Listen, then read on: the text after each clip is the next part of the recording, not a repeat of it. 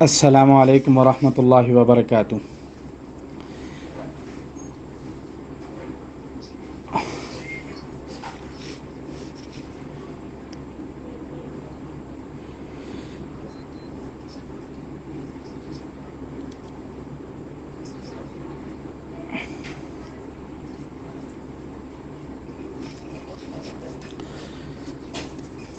بسم اللہ الرحمن الرحیم۔ الحمد للہ رب العالمین والعاقبۃ المتقین والصلاة والسلام علی سیدنا محمد وآلہ واصحابہ اجمعین۔ اعوذ باللہ من الشیطان الرجیم، بسم اللہ الرحمن الرحیم۔ لا یأتیہ الباطل من بین یدیہ ولا من خلفہ تنزیل من حکیم حمید۔ صدق اللہ العظیم۔ سب سے پہلے تو ادارے کا، شاہ ولی اللہ اکیڈمی کا شکریہ کہ ناچیز کو موقع دیا دوسری مرتبہ۔ پہلی مرتبہ جو موقع ملا اس میں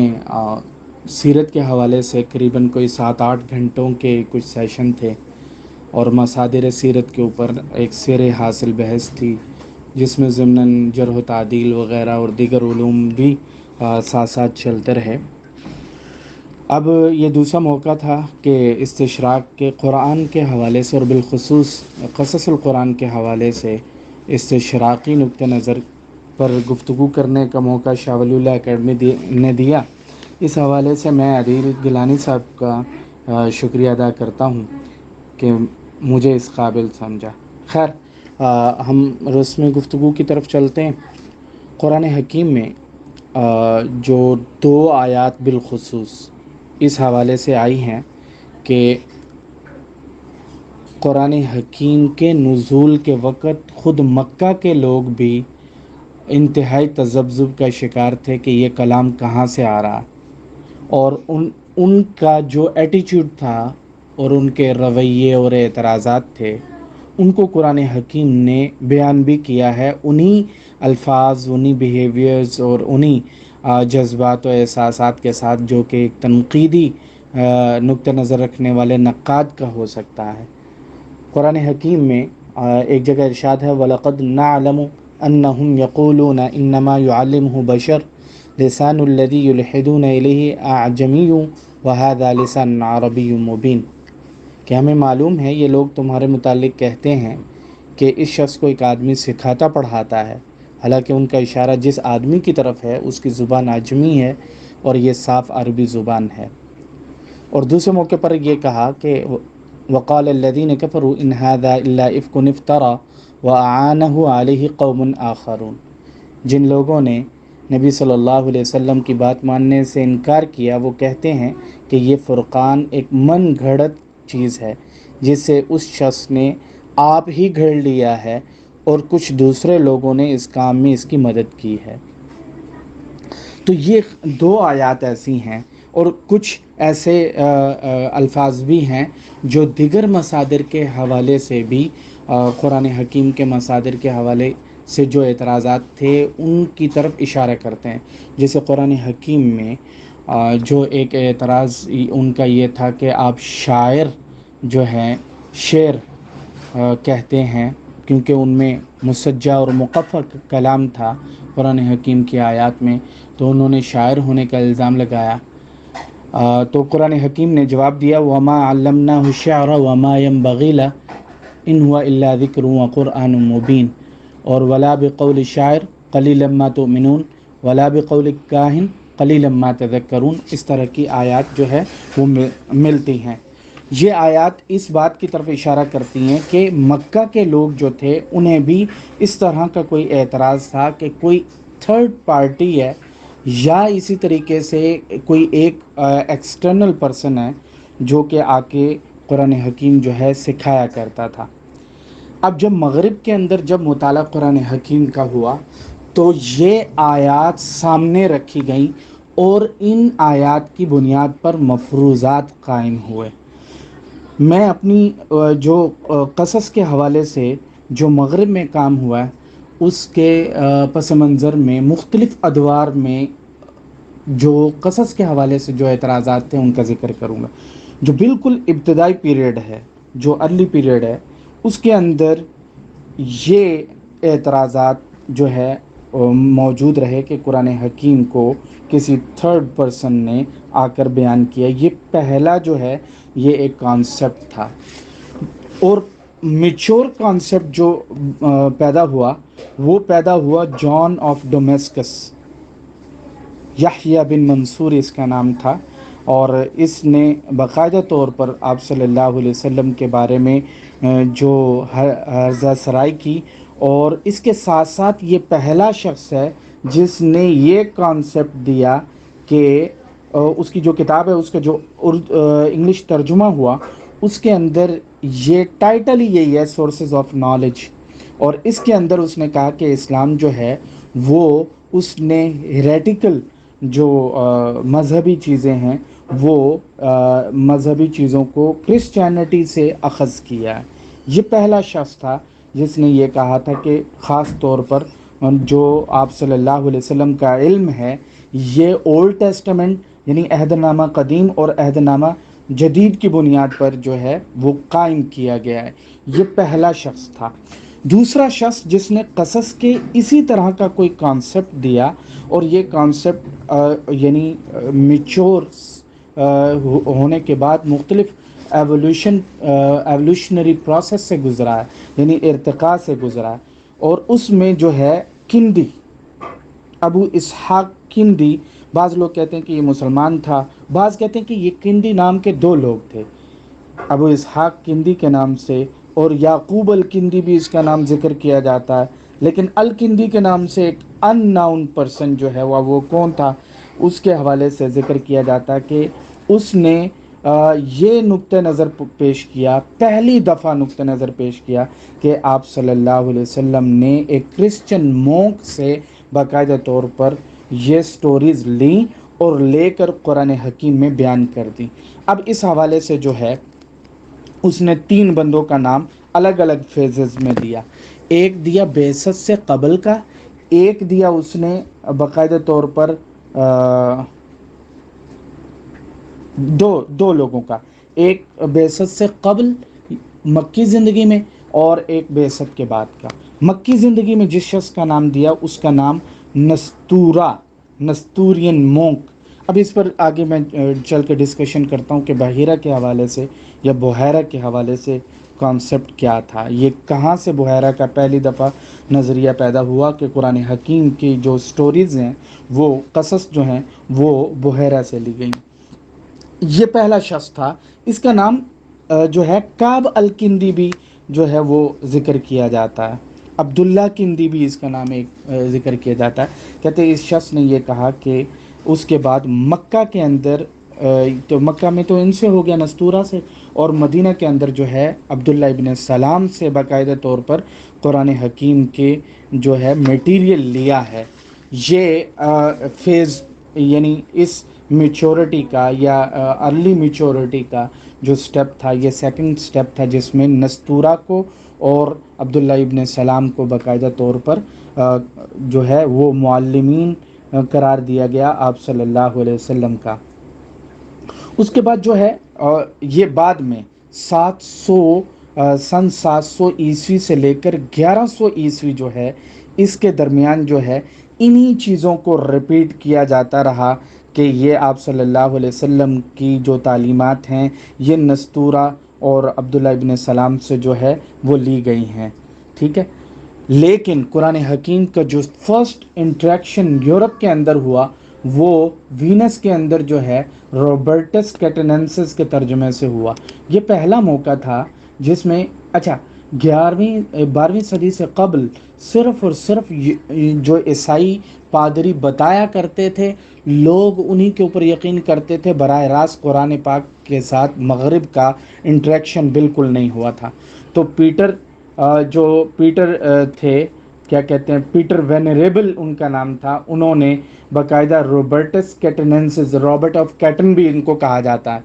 ان کے ساتھ مل کر اندلس کے ایک مسلمان شخص تھا محمد، اس سے ترجمہ پوچھتے اور ترجمہ پوچھ کے پھر جو ہے اس کو لیٹن لینگویج کے اندر، لاطینی زبان کے اندر جو ہے وہ ترجمہ کرتے رہے. ٹھیک ہے. یہ پہلا ترجمہ تھا جو اس طرح کا جو ہے وہ موجود تھا. اس کے بعد جو قرآن حکیم کا اگلا قصص کے حوالے سے، کیونکہ ہم نے ڈائریکٹلی ان چیزوں کے اندر نہیں جانا، اگلا جو ہے مین شخص وہ اچھا، اس نے رابرٹ کیٹن نے قصص کے حوالے سے ایک نئے شخص کا اضافہ کیا. اس نے کہا ایک سرجیس جو مونک تھا، اس نے آپ صلی اللہ علیہ وسلم کو کچھ چیزیں پڑھائی تھیں، اور آپ صلی اللہ علیہ وسلم نے اس کو ذکر کیا، یعنی نستورہ. اور بعض لوگ سرجیس نستوری جو ہے ایک ہی شخص کا نام بیان کرتے ہیں، اور دوسرا عبداللہ ابن سلام کا. اچھا، اس کے بعد جو ہے ریکارڈو آف مونٹے کورسے، یہ شخص ہے، اس کا دورانیہ گزرا 1243 سے لے کر 1320 میں. اس نے جو ہے کنفیوٹیشیو القرآنی کے نام سے ایک کتاب لکھی، اور اس کا جو ہے ترجمہ بھی ٹرانسلیشن کنفیوٹیشیو کے ساتھ ہوا ہے. اس نے ریکارڈو نے باقاعدہ طور پر قرآن حکیم کے حوالے سے جو ہے ایک ایسی چیز پیش کی جو کہ انتہائی کیا تھی، عجیب و غریب تھی. وہ یہ تھی کہ قرآن حکیم کے الفاظ کے اندر جو براہ راست تعلق ہے، یعنی سملر ووکیبلری کا جو کانسیپٹ ہے، یہ وہاں سے دیا. اس نے کہا جی قرآن حکیم کے جو الفاظ ہیں یہ بیبلیکل لٹریچر جو ہے اس کے الفاظ سے ملتے جلتے ہیں، اور نان عربک جو ہے اس کے اندر چیزیں موجود ہیں. 14ویں اور 15ویں صدی اس کے بعد آتی ہے. اس دورانیے میں باقاعدہ طور پر جو ہے دو بندوں نے کام کیا. ان دو بندوں میں جان آف سیگوویا اور نکولس آف کوسا کے نام سے دو شخص ہیں. جان آف سیگوویا جو ہے، اچھا اسی طریقے سے راجر بیکن کا بھی کسی نہ کسی حد تک اس میں جو ہے کردار رہا ہے، اور اس چیز کا تذکرہ جو ہے روڈنسن نے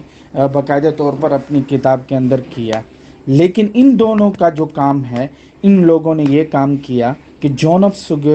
سیگوویا اور نکولس آف کوسا جو ہے، اس نے یہ کہا کہ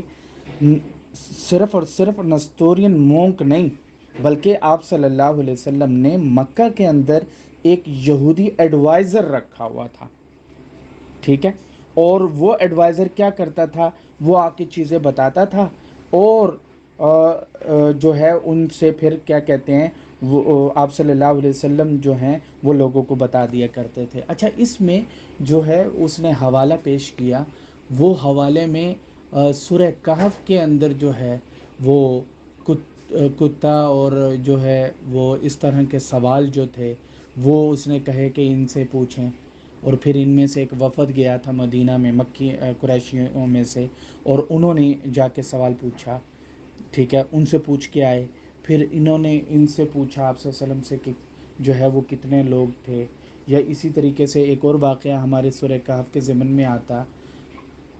وہ یہ ہے کہ بیت المقدس میں آپ گئے تو کھڑکیاں کتنی تھیں. پھر یہودیوں سے پوچھا کہ وہ کھڑکیاں کتنی تھیں. تو اس طرح کی جو درمیان میں ڈائیلاگ ہو رہا تھا کویسچننگ آنسرنگ کا، تو یہ اسی طریقے ان کا یہ خیال ہے کہ یہ سوال وہ ایڈوائزر جو تھا وہ بتایا کرتا تھا، اور پھر اس سوالوں کے جواب ایڈوائزر بتاتا تھا. اور اس کا کام ہی صرف اور صرف کیا تھا، باقاعدہ طور پر ان چیزوں کو ہائی لائٹ کر کے جو خاص طور پر پچھلے انبیاء سے متعلق ہیں یا پچھلی اقوام سے متعلق ہیں ان کو بیان کرے، ٹھیک ہے. اچھا جی، مارٹن لوتھر جو ہے اس نے بھی جو ہے باقاعدہ طور پر قرآن حکیم کے حوالے سے کام بھی کیا، اور جرمن اکیڈیمیا میں اس کا بڑا نام ہے، ٹھیک ہے. اور اس کے بعد قرآن حکیم کا جو کیا کہتے ہیں، قرآن حکیم کے قصص کے حوالے سے اصل کام ہوا ہے وہ شروع ہوا ہے 1830 سے قصص کے اوپر. اور یہ پہلا موقع تھا کہ ایک پورا کا پورا چینج آیا، اور وہ چینج کیسے آیا اس کے پیچھے ایک پس منظر ہے. ہم ڈارون کا سنتے ہیں کہ ڈارون جو ہے اس نے جو ہے ایک کتاب لکھی باقاعدہ طور پر، اور اس کتاب کا نام کیا تھا، اس کتاب کا نام اوریجنز آف اسپیشیز تھا. اور یہ 1859 کے اندر باقاعدہ طور پر جو ہے پبلش ہوئی ہے، ٹھیک ہے، پہلی دفعہ. اور اس کے اندر ایک تصور پیدا کیا گیا کریٹیکل ہسٹوریکل آف تھنگز، یا اوریجن آف تھنگز، یا سورسز آف اسپیشیز جو ہے یہ ایک کانسیپٹ پیدا ہوا کہ ہر چیز کی اوریجن پتہ لگائی جائے، ہر چیز کی اوریجن پتہ لگائی جائے کہ یہ چیز آئی کہاں سے ہے۔ اچھا، یہ تو براہ راست تو یہ ایک تصور تھا صرف کہ اس میں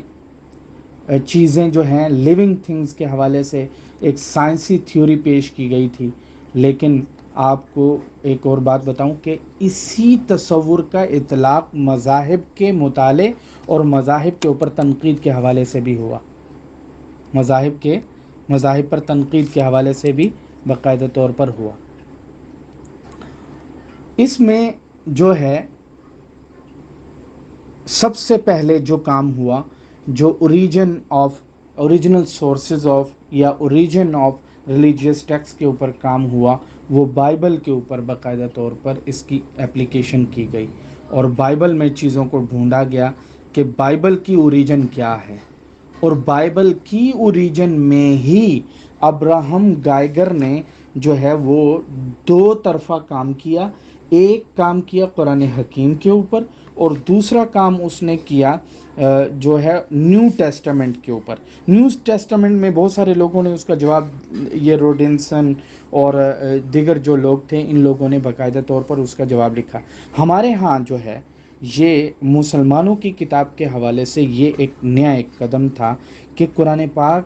کے جو سٹوریز ہیں ان کے اوریجن کیا ہیں۔ اس اوریجن میں آپ سب یہ نقطہ نظر تو جانتے ہیں نا کہ انہوں نے کہا جی قرآن پاک جو ہے یہ بائبل سے آیا ہے، تو ہم نے کہا جی دیکھیں جی یہ بائبل جو ہے ان میں یہ چیزیں تو موجود ہیں، لیکن یہ قصے کہاں سے لے کر آئیں گے؟ بائبل میں تو یہ ہے ہی نہیں۔ یہ پہلا شخص تھا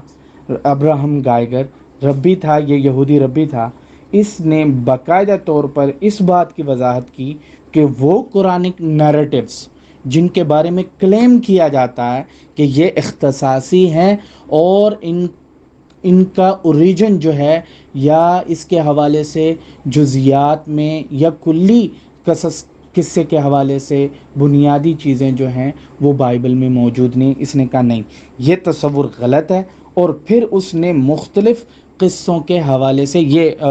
آگے تفصیل، اس کی مستقل تفصیل بتاؤں گا، سر ابھی اتنا جاننا ضروری ہے۔ یہ پہلا شخص تھا، اس شخص کی بنیاد پر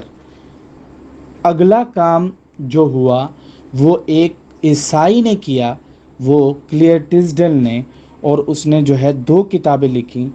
دا اوریجنل سورسز آف اسلام، اور دوسری کتاب تھی دا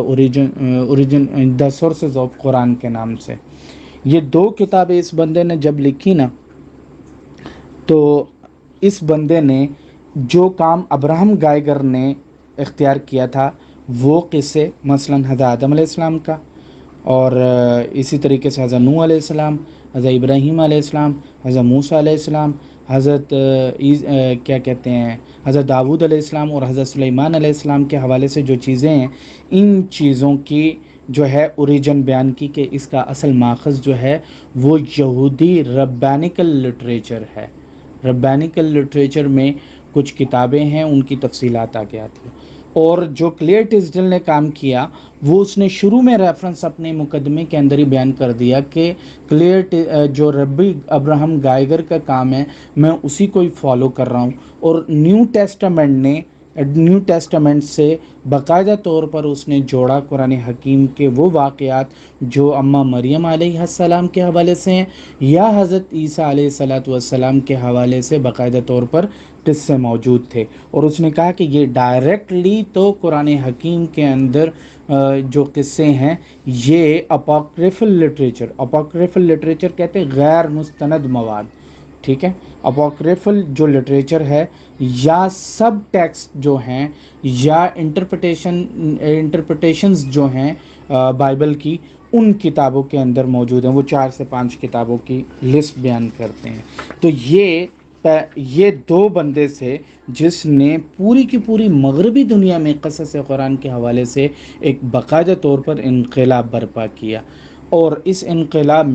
انقلاب کا جواب کیسے ہوگا وہ بعد میں ذکر کرتا ہوں۔ اس انقلاب کی وجہ سے کیا ہوا کہ جتنے بھی مستشرقین تھے، ان مستشرقین نے ایک یہودی اور ایک عیسائی کی بنیادی جو تحقیق تھی اس کو بنیاد بنایا اور اپنی کتابوں میں اس کو کاپی پیسٹ کر لیا۔ ہم لوگوں نے یہ سمجھا کہ شاید مستشرقین نے کوئی اوریجنل تحقیق کی تھی، یا اسی طریقے سے انہوں نے اپنی کتابوں کو باقاعدہ طور پر ہماری کتابوں کو پڑھ کر انہوں نے اس طرح کے اعتراضات اکٹھے کیے۔ معذرت کے ساتھ، اس میں مستشرقین کا جو ماخذ تھے وہ خالصتاً مشنری اور یہودی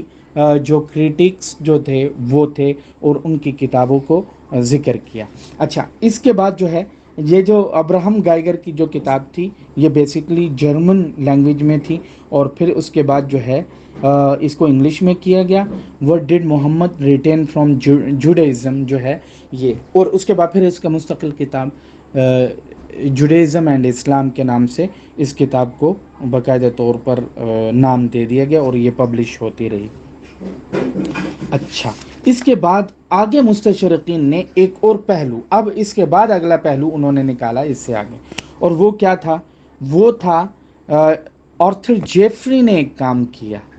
وہ کام کیا تھا؟ وہ یہ تھا کہ the foreign vocabulary of the قرآن، اس نے باقاعدہ طور پر وہ ووکیبلری ڈھونڈی جو کہ قرآن حکیم سے ایسے لگ رہا تھا کہ یہ دیگر زبانوں سے اخذ کر کے اس میں نقل کر دی ہے۔ اچھا، اس میں جو کردار تھا یہ منگانا ایک شخص ہے، اور منگانا کی جو کتاب ہے الفونسے منگانا اس کا نام ہے، اور اس کی جو ہے کتاب جو تھی وہ تھی Syriac influence on the style of the Quran. Syriac یعنی جو سریانی زبان ہے، سریانی کو سیرک لینگویج بولتے ہیں، تو سریانی اثرات قرآن پاک کے انداز کے اوپر، اسلوب قرآن پر سریانی اثرات، یہ کتاب اس نے کتاب لکھی، اور اس کتاب کی بنیاد پر اگلا کام آرتھر جیفری نے کر اس کو بیان کر دیا۔ اچھا، جہاں پر اس نے بات کی کس چیز کی؟ زبان کے حوالے سے، وہیں پر منگانا نے یہ بھی ثابت کرنے کی کوشش کی ہے کہ قرآن حکیم جو قرآنک نیریٹو ہیں وہ باقاعدہ طور پر اپوکریفل لٹریچر اور سیرین جو چرچ تھے جو ساؤتھ سیریا میں اور عربیہ میں، اور جو جوش فوک لور جو ہیں وہ ان سے اخذ کر کے قرآن حکیم کو بیان کر دیا۔ اسی پر مستشرقین کا شاید عادل گیلانی صاحب نے کل بڑا تفصیلی خطبہ ارشاد فرمایا، اس میں شاید ذکر کیا ہوگا انہوں نے کہ ان میں منگانا کا یہ ایک تصور یہ بھی تھا اور کہ قرآن حکیم جو ہے یہ اموی دور کے اندر جا کے مکمل ہوا ہے، اموی دور میں جا کر مکمل ہوا ہے، اور یہ اس سے پہلے موجود نہیں تھا قرآن پاک مکمل شکل کے اندر۔ یہ ایک مستشرق ہیں، جرمن کے ہی ہیں، وانسبروف، ٹھیک ہے۔ وانسبروف کا جو کام ہے وہ سارا کا سارا جو ہے وہ الفونسے منگانا کی بنیاد پہ کیا گیا ہے۔ یہ در حقیقت یہ ان کے اوریجن میں ہمارے سامنے یہ کتابیں آئی ہیں، اور کیونکہ جب ہم پڑھ رہے ہیں تو اس وقت جو ہے ہمارے سامنے ہمارے اساتذہ انہی چند کتابوں کا جو ہے وہ ذکر کر دیتے ہیں، اس کی وجہ سے کیا ہے ہمارے ہاں یہ فقدان رہتا ہے استشراق کے مطالعے کے حوالے سے کہ قرآن حکیم کے قصص کے حوالے سے ان لوگوں نے کیا کام کیا۔ اچھا، اسی پر ابھی ایک ارادہ ہوا تھا پوسٹ ڈاکٹریٹ کرنے کا، تو اس میں باقاعدہ طور پر جو ہے میں نے حضرت عیسیٰ علیہ الصلوۃ والسلام اور حضرت مریم کے قصص کے حوالے سے جو ہے پروپوزل بنا کر دی تھی کہ ایک منٹ میں آپ کو ذرا 1830 سے لے کر اور 1800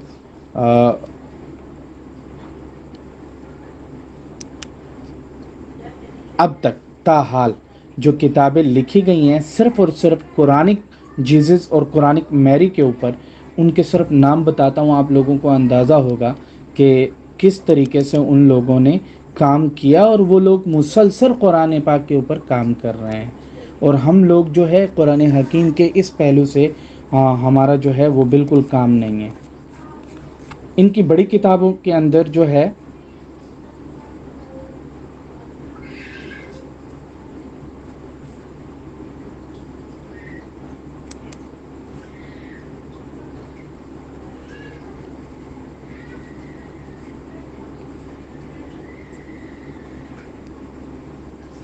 ان کی سب سے پہلی کتاب جو ہے وہ کرسٹالوجی دیز قرآن کے نام سے جو ہے یہ Gerock C F Gerock نے ہیمبرگ سے یہ پبلش کی تھی. پھر اسی طریقے سے ولیم گولڈ سے کی کتاب ہے کرائسٹ ان اسلام. اسی طریقے سے دا مسلم کرائسٹ یہ زویمر کی ہے, اسمال ایم زویمر جو ہے ان کی ہے. اور اسی طریقے سے ہینری میشود کی کتاب ہے جیزس سیلون لی قرآن, یہ فرینچ لینگویج کے اندر ہے. جیوفری پرنڈر کی کتاب ہے جیزس ان دا قرآن. اور اسی طریقے سے جو ہے رسل کاررول اور بیڈے ڈیفیونے کی کتاب ہے the Quran in the light of Christ. اور اسی طریقے سے جو ہے ہائکی ریزینین, یہ جو ہے جرمن نام ہے, the portrait of Jesus in the Quran reflection from the biblical scholar. اسی طریقے سے تاحال 2014 میں جو ہے 2 کتابیں پبلش ہوئیں, کیا کہتے ہیں, دا Quran and the ارامک gospel traditions, اور ایک میری ان دا قرآن لٹریری ریڈنگ. اور اسی طریقے سے ایک کتاب جو ہے Jewish Christianity and Islamic origins جو ہے یہ گوئے جی اسٹرومسا کے نام سے برل سے لائڈن سے یہ کتاب پبلش ہوئی. تو یہ کہ اس طریقے سے مسلسل یہ لوگ جو ہیں قرآن حکیم کے اوپر کام کر رہے ہیں. بلکہ مسلم کرسچن ریلیشن یہ ایک باقاعدہ طور پر جی عادل بھائی کچھ کہہ رہے ہیں؟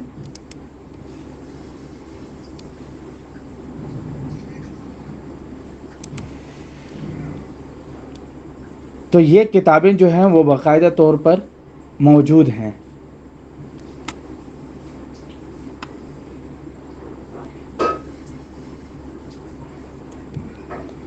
اچھا جی, اب ہم اس طرف چلتے ہیں جو ابراہم گائگر اور خاص طور پر جو ہے کلیئر ٹزڈل کے جو اعتراضات اور شبہات تھے وہ اس حوالے سے. اس میں سب سے پہلے میں ذکر کروں گا کہ ابراہم گائگر نے قصص قرآنی کے حوالے سے جو بنیادی طور پر کام کیا, وہ کام میں نے آپ کو بتایا تھا کہ اس نے یہ کام کیا کہ قرآن حکیم کے اختصاصی قصص کی اوریجنز بیان کی ہیں, اور اس میں جن قصوں کو اس نے فوکس کیا اپنی کتاب کے اندر, در حقیقت جوڈیزم اینڈ اسلام جو ہے 3 الگ حصوں کے اوپر کتاب ہے. اگر آپ اس کے اوپر ایک حصے پہ میں نے کام کیا ہے, 2 حصوں پر اگر کوئی کام کرنا چاہے تو ابھی بھی اس پر گنجائش موجود ہے. اور وہ کیا ہے؟ وہ یہ کہتا ہے کہ شریعت جو ہے, شریعت اسلامی کا جو ماخذ ہے وہ شریعت موسوی ہے. اسی پر میں نے اپنے ایک اسٹوڈنٹ کو جو ہے ایک ٹاپک دیا تھا کہ اس بنیاد پر, اس اصول کی بنیاد پر کہ اوریجن, کانسیپٹ آف اوریجن یا اوریجنل سورسز آف قرآنک شریعہ جو ہے,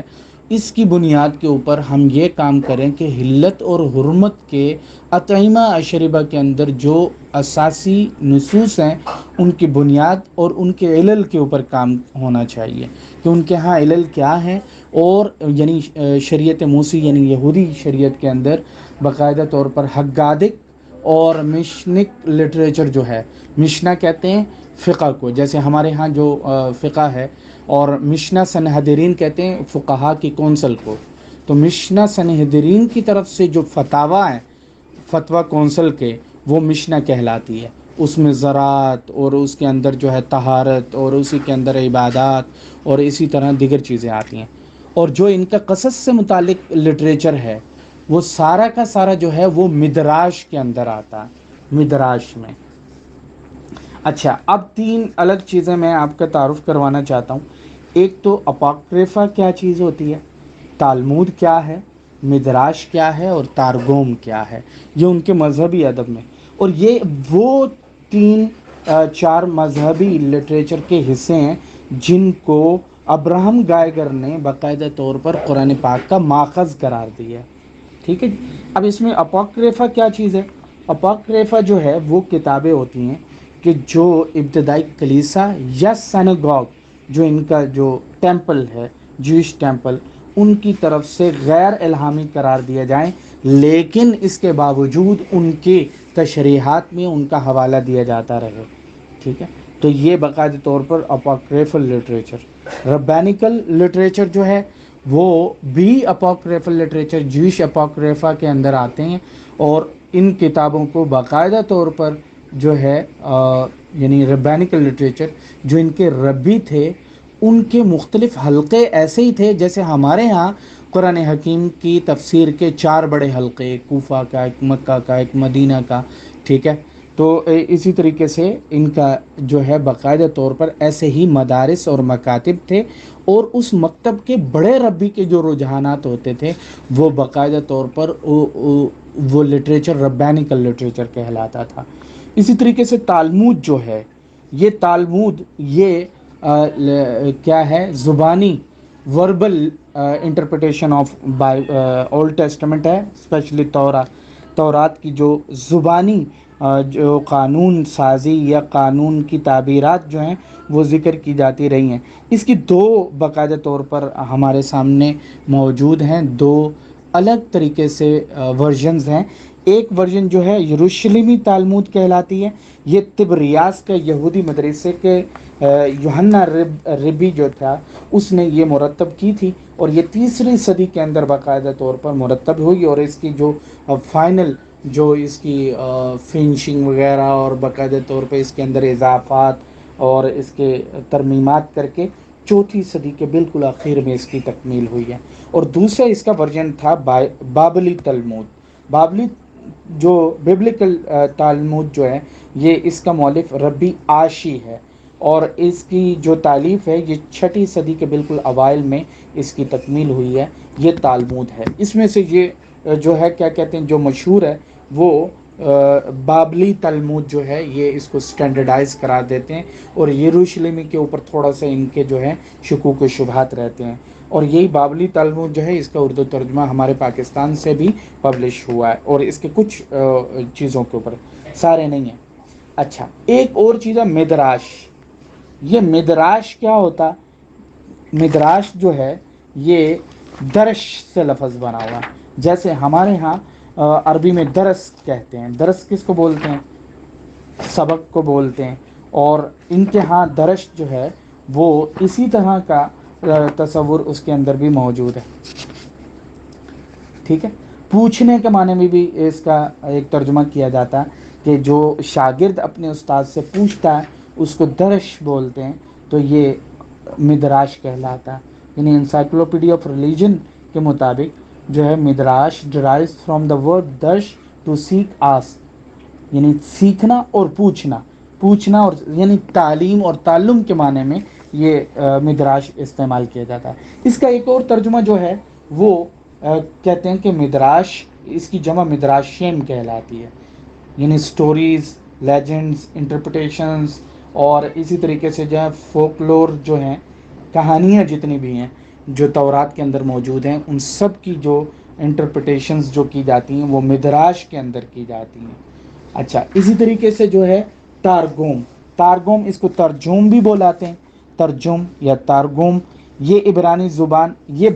جب بابل کے اندر ان کو قید کیا گیا یہودیوں کو، تو انہوں نے عبرانی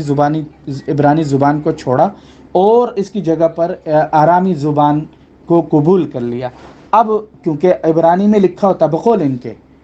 ان کے عبرانی میں متن لکھا ہوتا تھا تورات کا، تو لہٰذا اسے ترجمے کے ساتھ ترجمہ کرنے کی اجازت دی گئی. یہ جو ترجمہ تھا یہ تارگم یا ترجم کہلایا.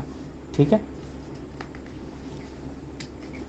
اور اس وقت جو سب سے پرانا ترین ترجم موجود ہے وہ 9ویں صدی عیسوی تک کا ہے. ٹھیک ہے، اور اسی طریقے سے اس ترجم کا ایک ترجمہ باقاعدہ طور پر جو ہے اخشویرس کے دور میں، جب یہ باقاعدہ طور پر یہودی وہاں گئے فارس کے اندر، تو اس کا ترجمہ جو ہے فارسی میں بھی ہوا. اس کو یہ پشیتو یا پشیتا کر کے بولتے ہیں. ٹھیک ہے، یہ کچھ جو ہے بنیادی تعارف کروانا ضروری تھا تاکہ ہمیں پتہ لگے کہ وہ کون سی کتابیں ہیں جن کی بنیاد پر یہ لوگ کہتے ہیں کہ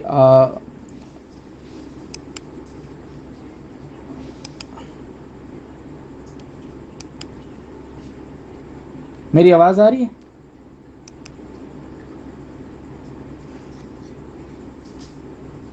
ٹھیک ہے، جی جی، اچھا، اب یہ جو قصے ہیں ان میں حابیل اور قابیل کا جو قصہ ہے، ابراہم گائیگر کا یہ کہنا تھا کہ یہ دو کتابوں سے اخذ کیا گیا۔ ایک کتاب ہے مدراش ربی الیازر کے اوپر، اس پر میرا ابھی آرٹیکل جو ہے ایکسیپٹنس ہو گئی ہے اس کی، کہ منتخب اختصاصی قصص قرآن کا ماخذ یہودی تفسیری ادب مدراش ربی الیازر کا تنقیدی جائزہ، اس طرح کر کے ہے۔ تو اس میں باقاعدہ طور پر جو ہے مدراش ربی الیازر، ایک بات یاد رکھیے کہ ربی الیازر کی جو مدراش ہے، اس کو سب سے زیادہ اس نے ریفرنس کے طور پر کوٹ کیا ہے، اور یہ کہا ہے کہ قرآن پاک کے ان اختصاصی قصص، جن میں حابیل اور قابیل کا قصہ، اور اسی طریقے سے جو ہے حضرت نوح علیہ الصلاۃ والسلام کا جو قصہ ہے کشتی بنانے کا، اور کشتی بتاتے ہوئے جو ڈائلاگ ہوا آپس میں، کہتا ہے کہ یہ بھی ربی الیازر جو ہے، مدراش ربی الیازر سے باقاعدہ طور پر اخذ ہوا۔ اسی طریقے سے موسیٰ علیہ الصلاۃ والسلام نے وہ جو ہاتھ نکالا تھا موزے کے طور پر، بغل سے نکالا اور ید بیضا نکلا، تو ابراہم گائیگر نے اس واقعے کا ماخذ بھی مدراش ربی الیازر کو ہی قرار دیا۔ اور اسی طریقے سے سامری کا جو سونے کا بچھڑا بنانے کا کیا تھا، ایک کانسیپٹ قرآن پاک دیتا ہے کہ جب موسیٰ علیہ السلام اوپر گئے تو یہ پیچھے جو ہے باقاعدہ طور پر سامری نے بچھڑا بنایا، تو کہتے ہیں یہ سارا واقعہ جو ہے یہ بھی مدراش ربی الیازر سے اخذ کردہ ہے۔ اچھا جی، اسی طریقے سے فرعون کی توبہ، آمنت برب موسیٰ و ہارون کے جو الفاظ ہیں، تو کہتا ہے کہ یہ فرعون کا باقاعدہ طور پر یہ جو واقعہ ہے یہ مدراش ربی الیازر سے ہی ہے۔ اور خضر اور موسیٰ علیہ الصلاۃ والسلام کا جو یہ واقعہ ہے، یہ کہتے ہیں کہ ربی یوشع بن لاوی ایک شخص تھا، اس کا ایک واقعہ موجود ہے، اور وہ الیاس نامی شخص کے ساتھ تھا۔ قرآن حکیم نے ربی یوشع جو ہے اور الیاس کے واقعے کو موسیٰ اور خضر کے ساتھ جوڑ دیا، ٹھیک ہے۔ اور اس کے لیے جو ریفرنس اس نے جو لگایا، وہ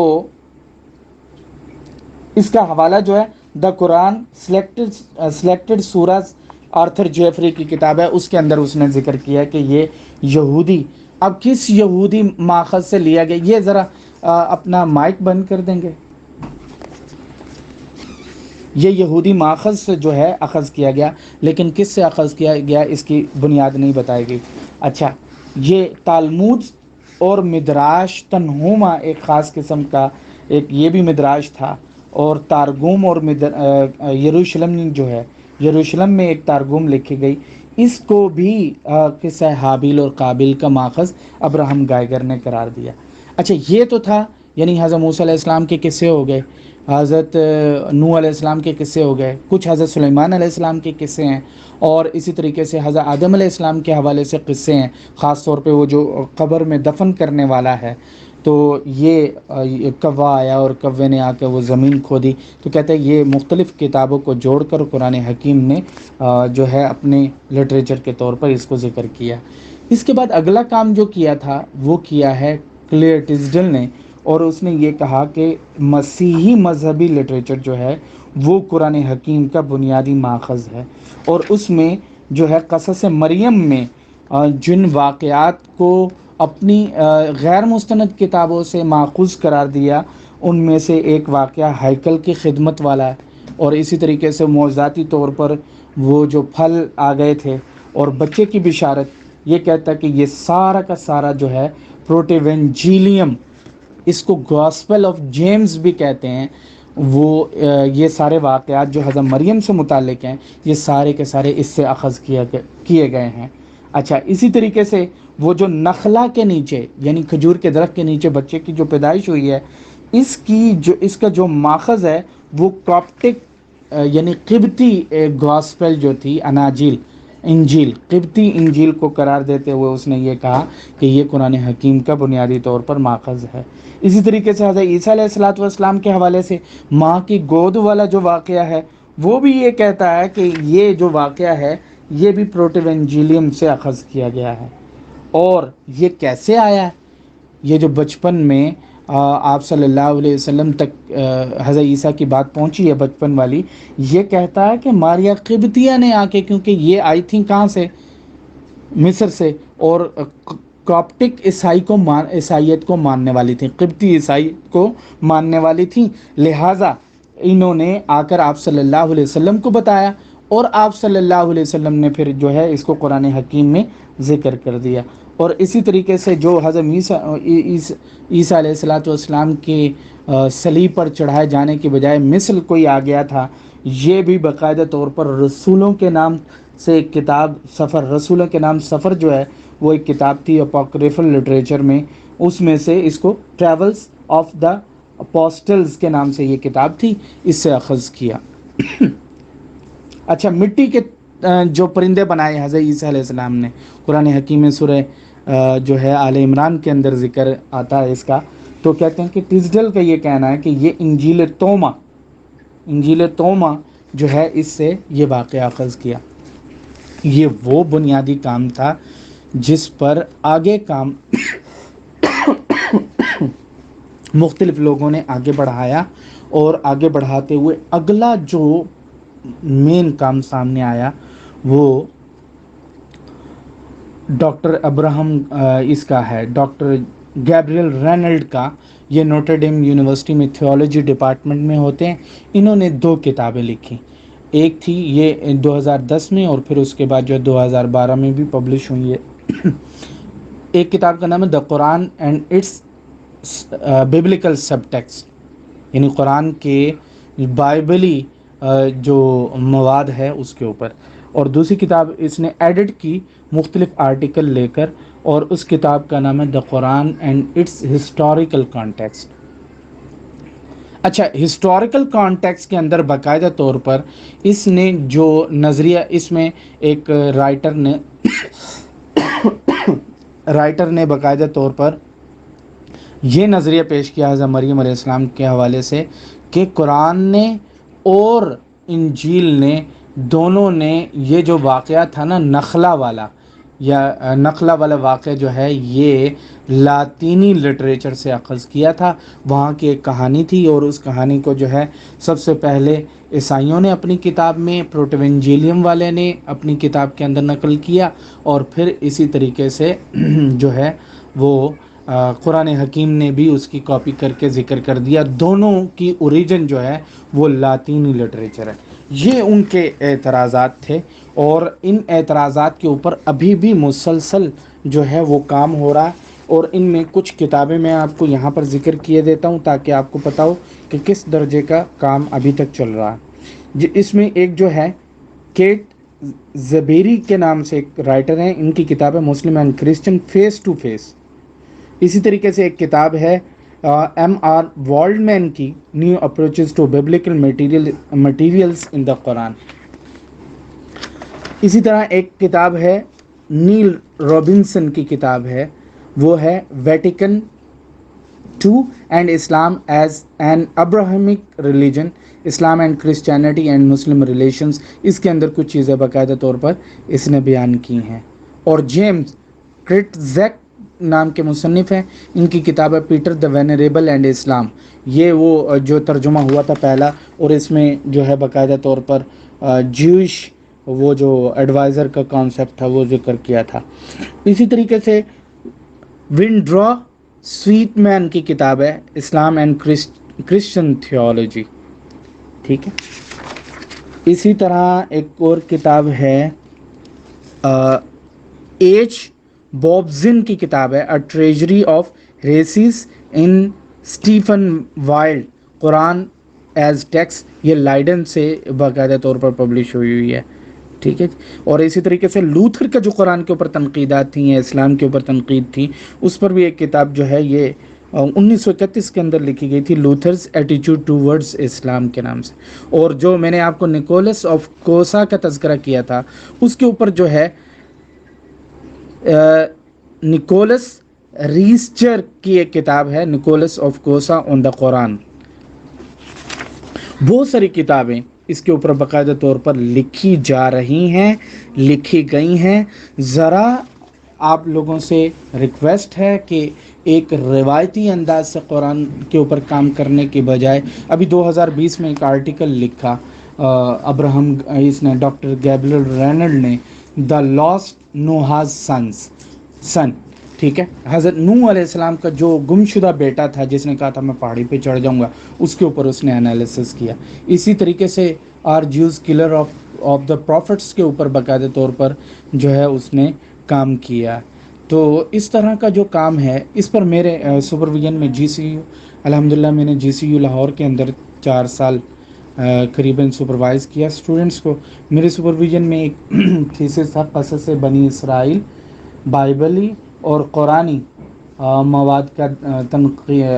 تقابلی مطالعہ تھا. اس کے اندر باقاعدہ طور پر انبیاء کے جو قتل کے جو بائبلی شواہد ہیں وہ اکٹھے کیے تھے. تو اس طرح کی جو ہے آپ لوگوں سے ضرورت ہے، بلکہ تقاضا ہے کہ آپ اوریجنل جو سورسز ہیں یا اوریجنز ہیں ان کو سامنے رکھ کر باقاعدہ طور پر تحقیقات کریں. اب میں آپ لوگوں کو اس طرف لے کر چلتا ہوں کہ یہ جو تصور ان لوگوں نے پیش کیا کہ آپ صلی اللہ علیہ وسلم نے جو ہے مختلف لوگوں سے جو ہے قرآن حکیم کے قصص کو لیا ہے، اس حوالے سے سب سے پہلے تو یہ بات ذہن میں رکھیے کہ کچھ تنقیدات ہیں اور ان کو سن لینا چاہیے. ان میں سے پہلی چیز جو جواب کے اندر لکھی جانی چاہیے تھی وہ یہ تھی کہ آپ صلی اللہ علیہ وسلم کے زمانے میں جو ببلیکل لٹریچر تھا وہ عربی میں تھا یا نہیں تھا، کیونکہ آپ صلی اللہ علیہ وسلم عربی زبان بولتے تھے، اور آپ صلی اللہ علیہ وسلم نے جو استفادے کا ان کا تصور ہے اس استفادے کے لیے ضروری تھا کہ لوگوں سے ملنا اور لٹریچر سے متعارف ہونا. صرف باقی لٹریچر تو دور کی بات ہے، صرف اور صرف تورات اور انجیل کے جو نسخے تھے، قرآن حکیم میں تورات کے نسخوں کا تذکرہ آتا ہے لیکن انجیل کے نسخے جو ہیں وہ قرآن حکیم میں جو ہے وہ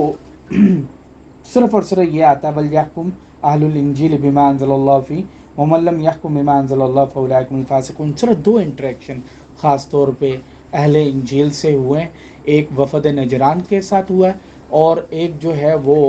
سینٹ کیتھرائن کے لوگوں کے ساتھ جو انٹریکشن آپ صلی اللہ علیہ وسلم کا ہوا ہے. وگرنہ غزوہ موتا، سریہ موتا اور غزوہ تبوک کے موقع پر عیسائیوں کے ساتھ اور غزوہ حنین میں باقاعدہ طور پر عیسائیوں کے ساتھ انٹریکشن ہوا. تو یہ آپ صلی اللہ علیہ وسلم کا جو انٹریکشن ہے ان لوگوں کے ساتھ جو ہے وہ صرف اتنا. اچھا، اس میں ایک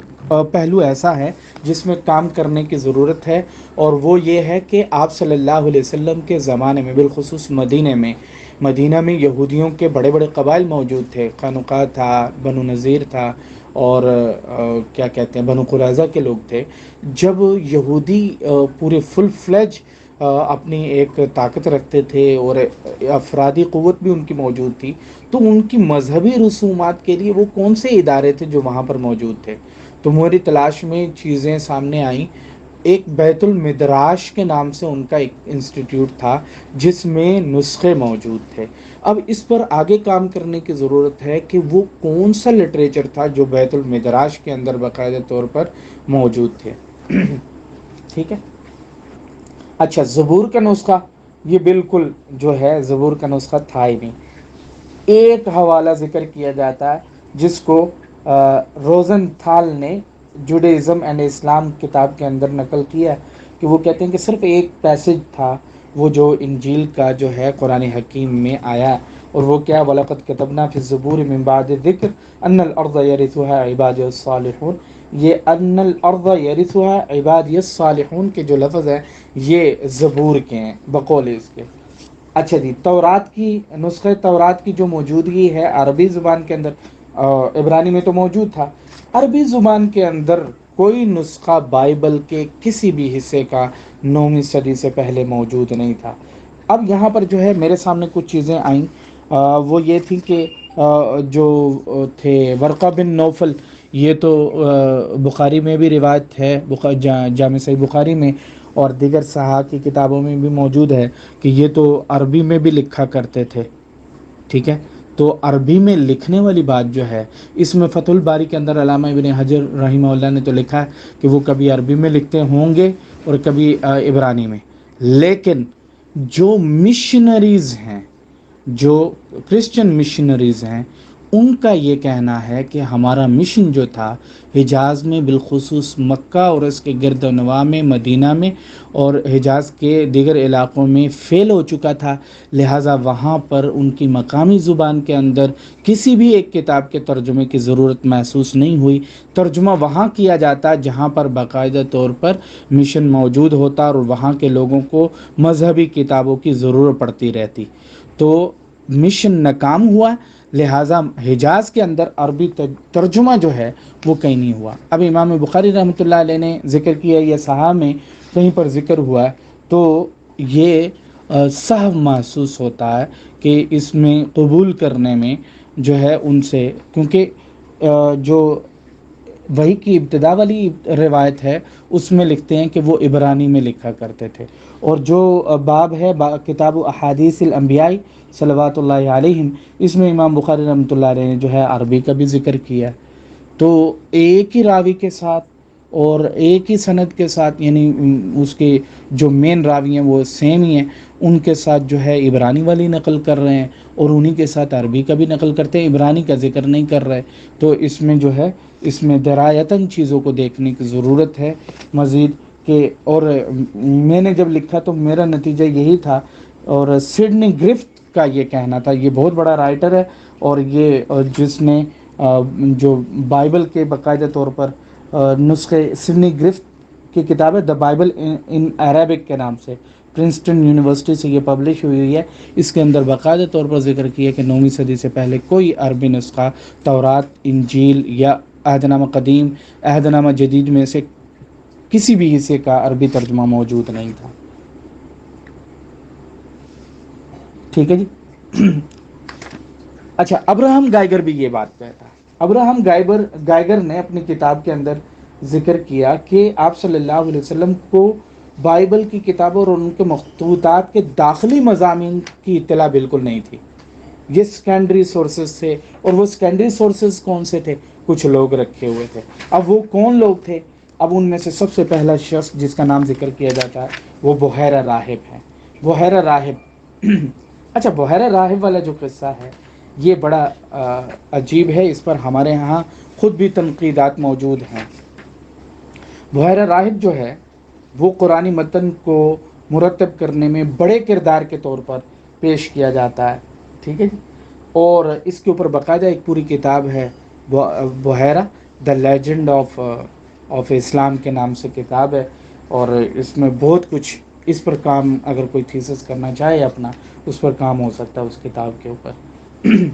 اچھا جی، بحیرہ راہب کے بارے میں لیزلی ہیزلٹن نے بھی یہی کہا کہ یہ جو ہے یہ پہلا سورس تھا قرآن پاک کا۔ دوسرا سورس جو ہے وہ سرجیس راہب نستورہ، اور بعض لوگوں نے کہا جی یہ نستورہ اور بحیرہ جو ہے یہ ایک ہی لوگ تھے، ٹھیک ہے، اور نستوری جو فرقہ تھا اس فرقے کی وجہ سے اس کو نستورہ کہا جاتا تھا، اس کا اصل نام جو تھا وہ تھا کیا کہتے ہیں، سرجیس۔ اور لیزلی ہیزلٹن کا یہ کہنا کہ بحیرہ لفظ یہ، یا انہوں نے تو بحیرہ لفظ ذکر کیا باہر کے ساتھ، باہر سمندر کو کہتے ہیں، تو کہتے ہیں یہ بحیرہ اس کا لقب اس لیے پڑا کیونکہ یہ بحر العلوم، علوم الکتاب المقدس کے طور پر کیا ہے اس کا شمار کیا جاتا تھا، لہٰذا اس کو بحیرہ اسی لیے کہتے تھے، یعنی بہت بڑا عالم تھا یہ اپنے دور کا۔ اچھا، اب ہم جب کتب سیر اور احادیث کے اندر دیکھتے ہیں تو اس میں ہمیں یہ ملتا ہے کہ بحیرہ راہب کے ساتھ جو ملاقات ہوئی ہے وہ آپ صلی اللہ علیہ وسلم کی چچا کے ساتھ ہوئی ہے، لیکن یہ جو روایت ہے اس کے اوپر بہت سارے لوگوں نے تنقید کی ہے۔ امام ذہبی رحمۃ اللہ علیہ نے تو یہاں تک لکھا ہے اظنہ موضوع و بعضہ باطل، میرا گمان یہ ہے کہ یہ موضوع روایت ہے اور اس کا کچھ حصہ جو ہے یہ وہ تو بالکل ہی باطل ہے۔ اور اسی طریقے سے عیون الاثر کے اندر ابن سید الناس جو ہیں انہوں نے بھی بڑے زبردست طریقے سے تنقید کی ہے۔ مولانا شبلی نعمانی نے سیرت النبی کے اندر باقاعدہ طور پر اس حدیث کو جو ہے وہ باقاعدہ طور پر خاص جرح کرتے ہوئے کہا ہے کہ اس میں یونس بن اسحاق امام شعبہ کے نزدیک غلط بیانی کرنے والے ہیں اور انہوں نے غلط بیانی کی ہے۔ ریچرڈ گوتھیل اس نے بھی کام کیا ہے اس کے اوپر، وہ جس کتاب کے میں نے آپ کو بتایا تھا دا کرسچن بحیرہ لیجنڈ کے نام سے، اس بندے نے کہا، اس نے کہا جی یہ کوئی واقعہ شاقیہ نہیں تھا، اور اس کی بنیاد وہ خود ذکر کرتا. وہ کہتا ہے اگر آپ صلی اللہ علیہ وسلم کے بارے میں، کیونکہ پورا قافلہ تھا اور پورے قافلے میں اگر یہ بات اس نے کہی تھی، یہ بات تو مکہ میں مشہور ہو جانی چاہیے تھی. اور پھر اس طرح سے اس واقعے کے ساتھ ذکر کیا جاتا ہے کہ حضرت بلال بھی تھی. روایت کے اندر یوں آتا ہے، ٹھیک ہے، حدیث کی کتابوں میں جو روایت موجود ہے اس میں آتا ہے کہ حضرت ابوبکر اور حضرت بلال بھی ساتھ میں تھے. اس واقعے کے وقت حضرت بلال تو تھے ہی نہیں، اور حضرت ابوبکر صدیق رضی اللہ تعالیٰ نے جو ہے وہ آپ صلی اللہ علیہ وسلم سے قریباً 2.5 سال چھوٹے تھے. اب 2.5 سال چھوٹے ہیں تو یہ آپ صلی اللہ علیہ وسلم کا واقعہ کب پیش آیا؟ وہ واقعہ پیش آیا، بعض لوگوں نے روایت میں عمر نقل کی ہے 9 سال، اور بعض نے 12 سال. اگر 9 سال کی عمر میں یہ واقعہ پیش آیا تو حضرت ابوبکر صدیق کی عمر کتنی ہونی چاہیے؟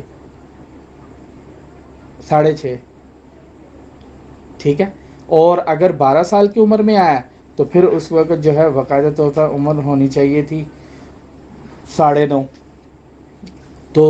اس عمر میں 6.5 سال کے بچے کو تو کوئی نہیں قافلوں کے ساتھ بھیج دیتا، اور حضرت بلال کی تو پیدائش ہی نہیں ہوئی تھی. تو اس وجہ سے یہ کہا جاتا ہے کہ یہ جو روایت ہے یہ جو ہے باقاعدہ طور پر انتہائی موضوع اور باطل اور جو ہے منکر روایت درجے کی ذکر کی جاتی ہے.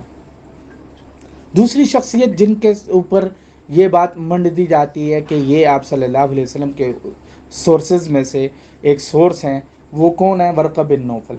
اب ورقہ بن نوفل کے حوالے سے ایک بات ذہن میں رکھیے کہ حضرت آپ صلی اللہ علیہ وسلم کی ورقہ بن نوفل کے ساتھ جو ملاقاتیں ہیں وہ 3 ہیں. ہمارے ہاں عام طور پر 2 کا ذکر کیا جاتا ہے، بلکہ ایک کا ہی ذکر کیا جاتا ہے 2 واقعات کو ملا کے. ایک واقعہ جو ہے وہ یہ ہے کہ آپ صلی اللہ علیہ وسلم کو جب حضرت وہ ہوا نا شق صدر، تو ڈر گئی تھی تو لے کر واپس آئیں. تو واپس لے کر آئیں دینے کے لیے، تو رات میں جو ہے حضرت آپ صلی اللہ علیہ وسلم ہاتھ چھڑا کے کہیں گلیوں میں گم ہو گئے. تو حضرت حلیمہ سعدیہ بڑی پریشان ہوئی. اگلے دن صبح دیکھا کہ ورقہ بن نوفل کے ساتھ جو ہے حضرت ورقہ بن نوفل نے آپ صلی اللہ علیہ وسلم کی انگلی پکڑی ہوئی ہے، ہاتھ پکڑا ہوا اور لا رہے ہیں. تو حضرت حلیمہ سعدیہ نے جلدی جلدی جا کے ان کو پکڑا اور جناب عبد المطلب کے سامنے پیش کیا. یہ پہلا واقعہ، اور اس کو سیرت ابن ہشام والوں نے باقاعدہ طور پر نقل کیا. اچھا جی، دوسری ملاقات جو ہے وہ ملاقات آئی جب حضرت خدیجہ رضی اللہ تعالیٰ عنہ جو ہیں وہ باقاعدہ طور پر لے کر گئی تھیں آپ صلی اللہ علیہ وسلم کے آپ صلی اللہ علیہ وسلم کو لے کر گئی تھیں ورقہ بن نوفل کے پاس. تو یہ دوسرا واقعہ. تیسرا واقعہ جو ملاقات کا ہے وہ واقعہ یعنی یہ پہلی وحی کے چند دن بعد کا. آپ صلی اللہ علیہ وسلم کعبہ میں جاتے ہیں، حرم میں جاتے ہیں، تو وہاں پر ورقہ بن نوفل طواف کر رہے ہوتے ہیں. تو طواف کے دوران ملاقات ہوتی ہے. تو اس وقت کہا کہ کاش میں اس وقت ساتھ میں ہوں. یہاں پر احادیث اور کتب سیر کے اندر جو ہے مرجنگ بھی ہوئی ہے، دونوں واقعات کو جو ہے اکٹھا کر کے ذکر کیا ہے، جبکہ اگر اس کی تھوڑی سی تحقیق کی جائے تو یہ الگ الگ سے ہیں. اور ایک بات یاد رکھیے کہ مکہ میں مسیحی عالم کے طور پر ان کی جو باقاعدہ طور پر مشہوری تھی وہ نہیں تھی، بلکہ ان کی مشہوری شاعر کی حیثیت سے زیادہ تھی. اسی لیے جو ہے ایک رائٹر ہیں لوئس شیخو کے نام سے، ان کی کتاب ہے شعراء النصرانیت قبل الاسلام، اسلام سے قبل جو ہے نصرانی شعراء، ان کے اندر جو ہے ورقہ بن نوفل کو ذکر کیا. اور باقاعدہ ورقہ بن نوفل کا دیوان ورقہ کے نام سے جو ہے پورا دیوان موجود ہے. ٹھیک ہے، تو یہ جس طریقے سے ہمارے ہاں پیش کیا جاتا ہے نا بہت بڑے عالم تھے، ایسا کچھ بھی نہیں تھا. جو ان کے پاس چھوٹا موٹی چیزیں تھیں نصرانیت کے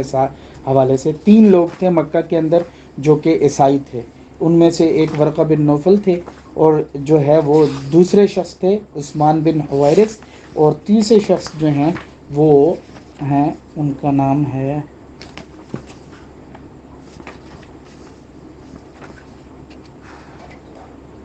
نوفل، ان کا نام ہے اسد بن عبد العزیٰ. اسد بن عبد العزیٰ. اچھا جی، یہ 3 لوگ ہیں. اس کے بعد تیسرا بڑا شخص جن کے حوالے سے یہ ذکر کیا جاتا ہے کہ قرآن حکیم کے مواد کو انہوں نے اخذ کیا ہے، وہ شخصیت ہیں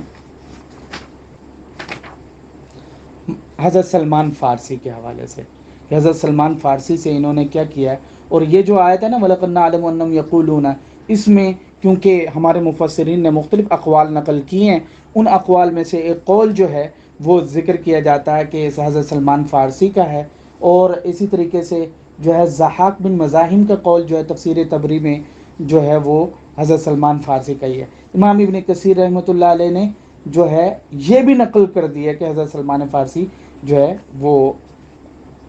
ہاں حضرت امام ابن کثیر نے اس پر نقد کی تھی، اور انہوں نے نقل کیا کہ حضرت سلمان فارسی جو ہیں یہ مدینہ میں مسلمان ہوئے، اور یہ جو آیت ہے وَلَقَدْ نَعْلَمُ أَنَّهُمْ يَقُولُونَ یہ مکہ میں نازل ہوئی ہے، لہذا یہ درست نہیں، یہ قول ضعیف ہے.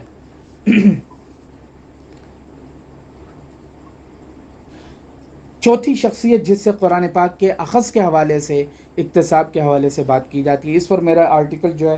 وہ بھی ایکسیپٹ ہو گیا معلمین سے استفادے کے تصور کے اوپر. تو انشاءاللہ یہ آپ کو جیسے ہی چھپ جاتے ہیں، ایکسیپٹنس آ گئی ہے، چھپ جاتے ہیں تو انشاءاللہ آپ کو ضرور دیں گے. ماریہ قبطیہ رضی اللہ تعالیٰ عنہ کے حوالے سے جو ہے وہ ذکر کیا جاتا ہے کہ یہ بھی سورس ہیں آپ صلی اللہ علیہ وسلم کا، اور دو واقعات کو کلیئر ٹزڈل نے باقاعدہ طور پر ذکر کیا ہے کہ یہ جو دو چیزوں کا جو قرآن حکیم میں ہے اور یہ ماریہ قبطیہ سے اخذ کی گئی ہیں. ایک تو میزان اعمال، فَأَمَّا مَنْ ثَقُلَتْ مَوَازِينُهُ فَهُوَ فِي عِيشَةٍ رَاضِيَةٍ وَأَمَّا مَنْ خَفَّتْ مَوَازِينُهُ فَأُمُّهُ هَاوِيَةٌ. کہتے ہیں یہ جو تصور ہے نا میزان کا، اعمال کے تولے جانے کا، یہ کیونکہ کاپٹک انجیل میں تھا، لہٰذا ماریہ قبطیہ نے آ کر جو ہے ان کو بتایا آپ صلی اللہ علیہ وسلم کو. اور دوسرا وہ نخلا والا، کھجور کے نیچے بیٹھنے والا جو واقعہ تھا. تو لیکن یہ ماریہ قبطیہ جو ہیں یہ مسلمان ہوئی تھی، یہ اپنی بہن سیرین قبطیہ کے ساتھ بھیجی گئی تھی. اور ایک اور بات کہ ہمارے ہاں یہ ذکر کیا جاتا ہے کہ ماریہ قبطیہ غلام تھی. معذرت کے ساتھ یہ حضرت ماریہ قبطیہ کی توہین ہے. ماریہ قبطیہ باقاعدہ طور پر شاہ مقوقس کی بیٹی تھیں، اور اس وقت یہ ہوتا تھا کہ جب دو ریاستیں آپس میں معاہدہ کرتی تھی یا تعلقات کی بہتری کے لیے بہتری کی طرف جایا کرتی تھی، تو یہ رشتہ داریاں قائم کرتے تھے. تو یہ رشتہ داری کے لیے انہوں نے دو بیٹیاں بھیجیں. تو جو ماریہ قبطیہ تھیں ان کے ساتھ شادی جو ہے یہ آپ صلی اللہ علیہ وسلم نے کی ہے، ٹھیک ہے. اور سیرین قبطیہ سے ایک اور صحابی نے کی تھی.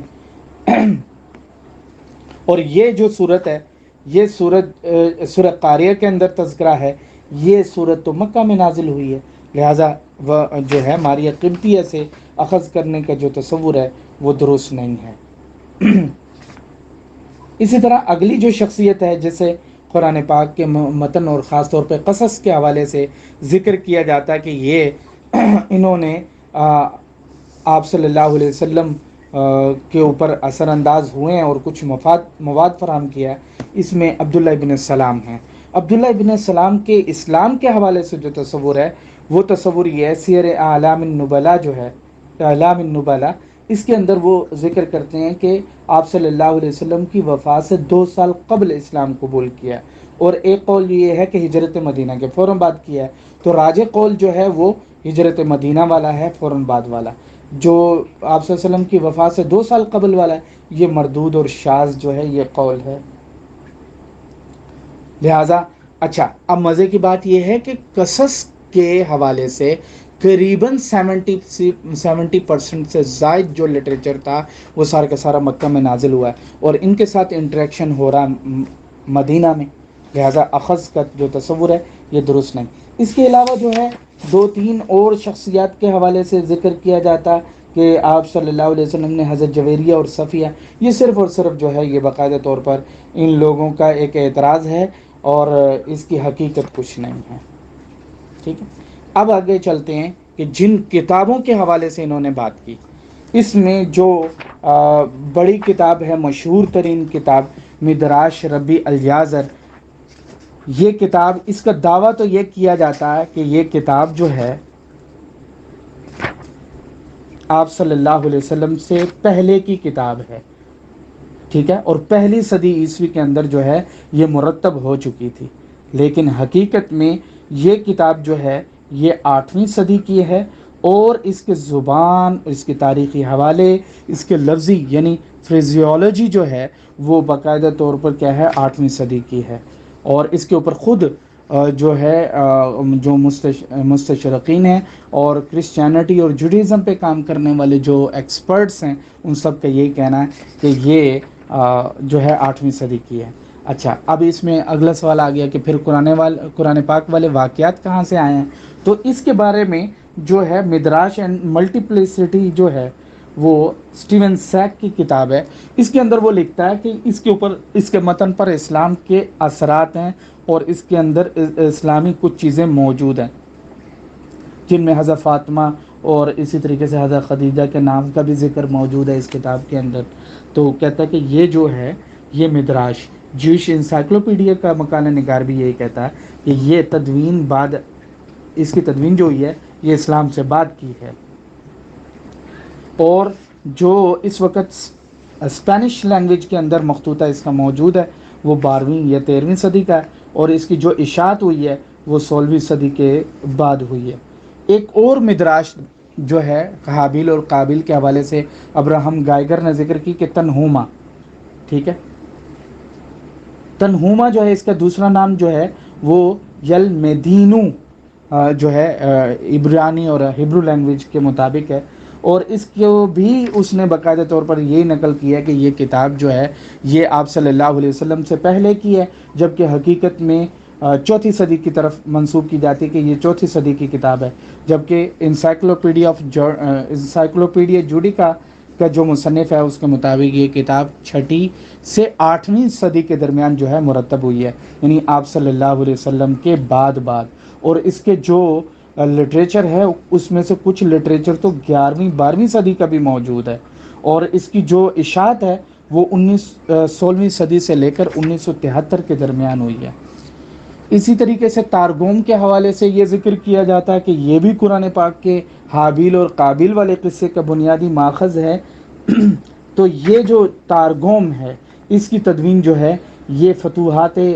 اسلامیہ کے دوران اور صلیبی جنگیں جو ہیں 7ویں تا 9ویں صدی کے درمیان میں اس کا اولین مخطوطہ تیار ہوا، اور پھر 10ویں سے لے کر اور 17ویں صدی تک باقاعدہ طور پر اس کے اندر ترمیمات ہوتی رہیں، اور پھر اس کے بعد جو ہے اس کو شائع کیا گیا۔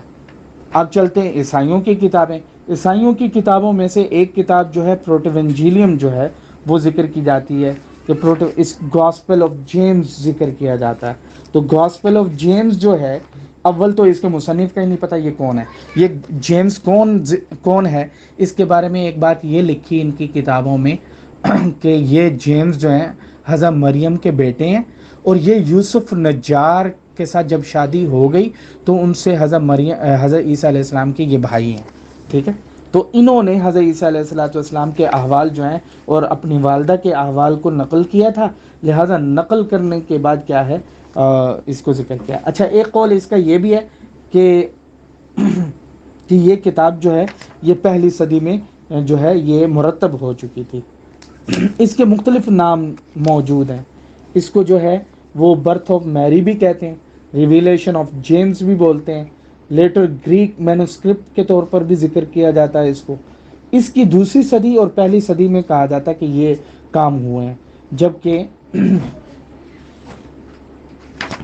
اس کا جو مخطوطے موجود ہیں یعنی مینوسکرپٹس جو موجود ہیں وہ باقاعدہ طور پر 9ویں 10ویں صدی کے ہیں، اور یہ جو 4تھی صدی کا ذکر کیا جاتا ہے یہ صرف اور صرف یہ بیانیہ نیریٹو ہے، حقیقت اس کی کچھ نہیں ہے، اور اس میں کچھ ایسی چیزیں کہ جس کو چرچ نے قبول کرنے سے انکار کر دیا تھا، اور بالکل جو ہے اس کو اپوکریفا کے اندر غیر مستند کتابوں میں اس کو شمار کیا گیا۔ ایک اور کتاب ہے گاسپل آف تھامس، ٹھیک ہے۔ یہ کتاب بھی ذکر کیا جاتا ہے کہ حضرت مریم علیہ السلام کے کچھ قصے جو ہیں یہ تھامس کی جو گاسپل ہے اس میں سے ہیں، 2ری صدی بیان کی جاتی ہے، لیکن یہ کتاب جو ہے 14ویں اور 15ویں صدی کے اندر جو ہے ایڈٹ کر کے اس کو تشندروف رائٹر ہیں، انہوں نے ایڈیٹر ہیں، انہوں نے ایڈٹ کیا، اور یہ کتاب جو ہے یہ پانچویں صدی کے بعد بات کی ہے، اور آپ صلی اللہ علیہ وسلم کے زمانے میں اس کی موجودگی آپ صلی اللہ علیہ وسلم کے علاقوں تک جہاں پر آپ صلی اللہ علیہ وسلم گئے ہیں ان تک بالکل نہیں ہے۔ ایک اور حضرت عیسیٰ علیہ السلام کے بچپن کے واقعات کے حوالے سے جو بنیادی کتاب ذکر کی جاتی ہے وہ ہے عربک گاسپل آف انفینسی، اور کاپٹک گاسپل آف انفینسی بھی موجود ہے۔ تو یہ دونوں کتابیں ایسی ہیں کہ جو 9ویں صدی کے بعد بات کی ہیں۔ ایک اور کتاب ہے جس کو یہ کہا جاتا ہے کہ یہ بھی قرآن پاک کے حضرت عیسیٰ اور مریم کے ماخذ کے طور پر ہے، اس کا نام ہے گاسپل آف سیڈو میتھیو، اس کو بولتے ہیں سیڈو میتھیو۔ اس کتاب کا جو متن ہے وہ 9ویں صدی کا ہے، اور 14ویں اور 15ویں صدی کے اندر اس میں مزید ترمیم کر کے پھر اس کو باقاعدہ طور پر پبلش کیا گیا۔ تو جتنی بھی کتابیں ہیں یہ کتابیں باقاعدہ طور پر آپ صلی اللہ علیہ وسلم کے حوالے سے جو ذکر کی جاتی ہیں کہ اپوکریفل لٹریچر قرآن پاک کا بنیادی ماخذ ہے، یا وہ افراد جو کہ آپ صلی اللہ علیہ وسلم سے کبھی ملے ہیں اور کسی خاص مذہب سے کبھی تعلق رکھتے تھے، وہ کتابیں جو ہیں یہ آپ صلی اللہ علیہ وسلم نے ان سے استفادہ کیا ہے۔ یہ دونوں نظریات غلط ہیں، اور اس کو جو انالیسز یوز کیا گیا اس میں وہ ہسٹوریکل کریٹیکل انالیسز، یعنی اس میں اوریجن آف بکس کا جو انالیٹیکل اپروچ جو تھی وہ باقاعدہ طور پر اختیار کر کے اس پر جو ہے کام میں نے کیا تھا، میرے تھیسس میں باقاعدہ طور پر موجود ہے۔ اور اسی طرح کا کام آگے جو ہے ابراہم گائیگر کے 2 حصوں پر کام کی ضرورت ہے۔ ایک پورشن جو ہے وہ اس کا جو فلالوجی کے اوپر ہے، یعنی الفاظ کی ایٹومولوجی، یعنی الفاظ کے اوریجنز جو ہیں جس کے اوپر باقاعدہ طور پر بعد میں جو ہے فورن ووکیبلری ان دا قرآن کا جو کانسیپٹ دیا گیا اس پہ بھی کام کرنے کی اشد ضرورت ہے۔ اور خاص طور پہ حضرت عیسیٰ اب فریزیولوجی جو ہے، یعنی فریزز جو ہیں ان کے اوپر کام کرنے کی ضرورت ہے۔ میں کر رہا تھا حضرت مریم علیہ السلام کے حوالے سے، تو وہاں پر مجھے نظر آئی کہ قرآن حکیم نے یہ جو ذکر کیا، ان مثل عیسیٰ عند اللہ کمثل آدم خلقہ من تراب ثم قال له کن فیکون، تو کہتے ہیں قرآن حکیم نے یہ فریز جو ہے وہ ببلکل لٹریچر میں سے اس فریز سے بدل دی جس میں یہ کہا گیا، خدا نے کہا کہ میں نے اپنے بیٹے کو اپنا جیسا بنایا ہے۔ تو یہ وہی فریز ہے جس کو کاپی کر کے قرآن نے آگے ذکر کیا، یعنی اس سے اگلے مرحلے میں کام کی ضرورت ہے، اور ان کتابوں کی اصل کے اوپر جو ہے وہ ضرورت ہے۔ تو میں نے امریکہ میں بھی بھیجا تھا، اپنا ایک پوسٹ ڈاکٹرل پرپوزل تھا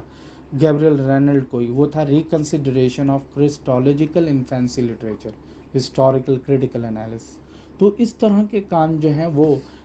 آپ سے درخواست ہے کہ آپ نکلیے اور اصل اوریجنل کتابوں کی طرف رہنمائی لیجیے، اور پھر قرآن حکیم کے حوالے سے مغرب میں جو ایٹیچیوڈز موجود ہیں یا ویسٹرن اکیڈیمیا بالخصوص امریکن اکیڈیمیا کام کر رہا ہے، اسی ریجن میں اینڈریو ریپن نے بھی کام کیا ہے، اور اسی طریقے سے جو ہے وہ گیبریل رینلڈ جو ہیں وہ بھی کام کر رہے ہیں، اور دیگر لوگ جو ہیں ان کے ساتھ بڑے نام یہ 2 ہیں، اس کے علاوہ دیگر لوگ بھی کام کر رہے ہیں۔ تو ان میں کام کیجئے، بہت ساری کتابوں پر کام ہونے کی ضرورت ہے۔ ایک کتاب بھی ہم میں سے ایک پکڑ لینا تو ہر کتاب کے اوپر ایک تھیسس ہو سکتا ہے۔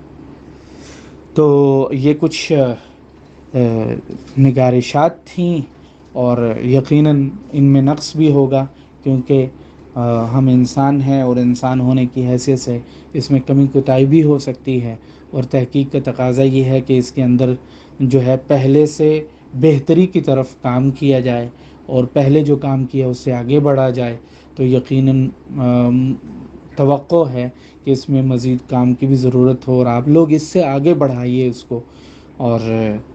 اللہ تعالی ہم سب سے قرآن حکیم کے اس پہلو سے کام لے، اور اللہ کے ہاں ہمیں قبولیت ہو، اور آخرت میں بالخصوص دارین میں ہمارے لیے کامیابیاں ہوں۔ وآخر دعوانا الحمد للہ رب العالمین۔